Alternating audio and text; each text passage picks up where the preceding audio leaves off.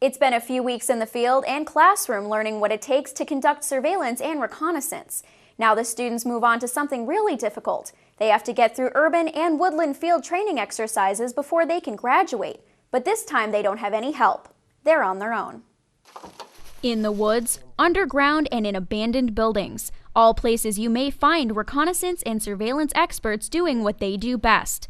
But if you can find them, they may not be doing it right, and it's exactly what these students learned during their final field exercise. We have 3 personnel, one wearing a red hooded sweatshirt with khaki pants. I think the FTX is definitely the hardest part because they're out in the field. They're basically living in holes for a few days. And then they have to take everything that they learned in Phase 1 and the beginning of Phase 2 of the course, and they need to apply it. After planning using the military decision-making process, the FTX begins when students are inserted via fast roping into the scenario and then patrol or infiltrate into the urban environment.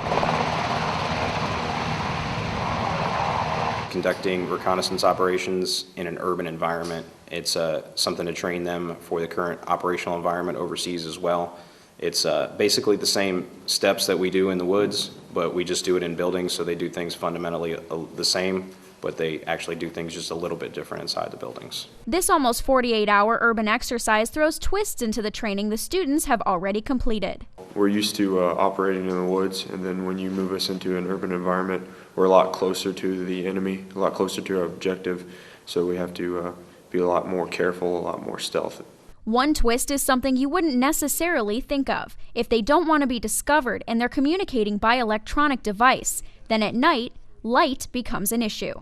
So obviously we want it to be a dark room, and so we can have the laptop open, the tough book, we can work on the radio, and it doesn't expose any light, but this is pretty much the command and control room of an urban surveillance site. After using techniques tailored to complex urban environments like camouflage and communications, the students receive a frago that the orders have changed, and the enemy has moved to the woods. This kind of change during the planning keeps the students on their toes and builds better, more competent leaders. Whenever you move from point A to point B, you conduct reconnaissance. So by conducting reconnaissance, you can become a patrol leader, so you come to the course to understand the dynamics that it takes to conduct it. This graduate-level reconnaissance and surveillance course takes soldiers who have mastered their basic tasks and inserts them into complex situations. The students are through with buildings and bunkers and now move on to continuous surveillance underground and in the trees as they continue their field training exercise in the woods.